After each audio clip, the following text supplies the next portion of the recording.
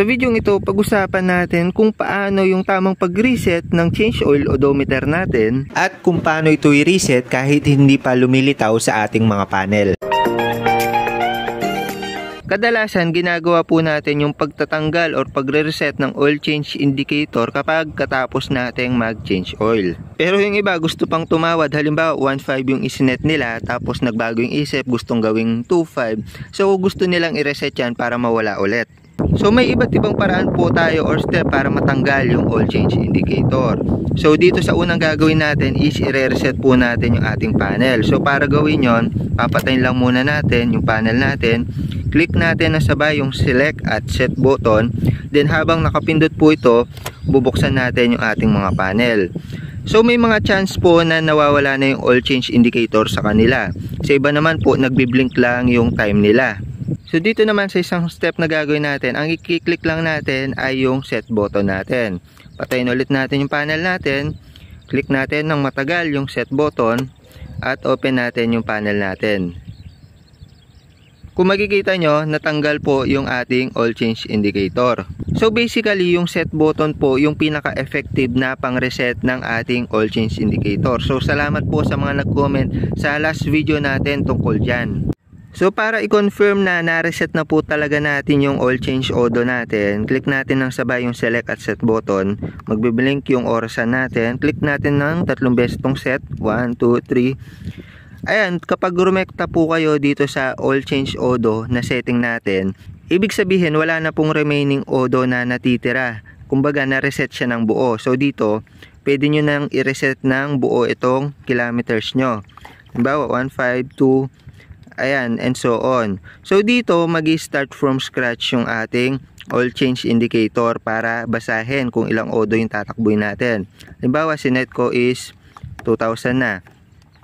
Ayan, mag-start siya from scratch na 2,000. So para pakita sa inyo na start siya from scratch, papaganahin natin yung ating mga motor.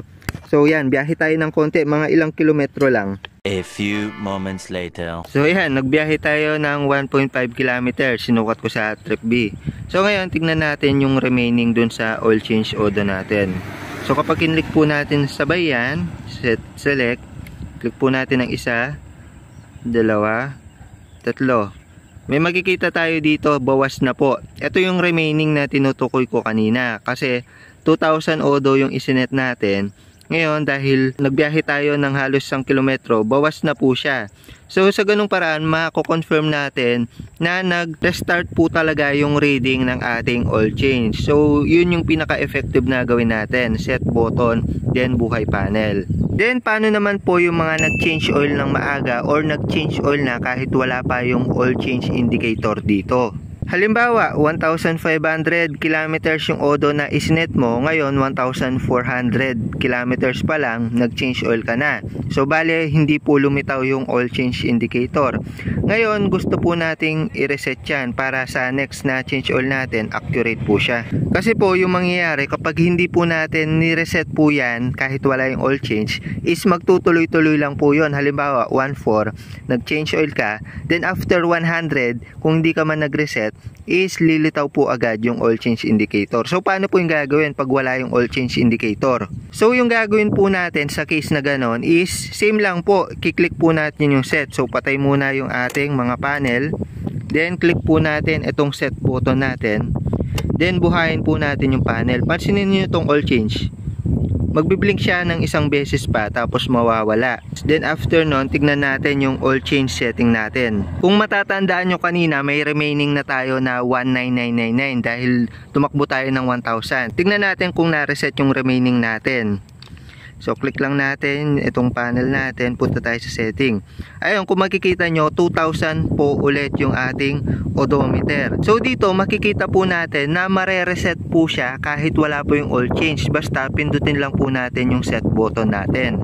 So sa ganung paraan, mare-reset po ulit sa 0 yung ating pagbibilang ng ating indicator at magiging accurate na po yung pag-change oil natin sa susunod na odometer na isinet natin. So yun yung kahalagahan ng pagsiset natin para maging accurate palagi yung paglitaw ng oil change indicator natin.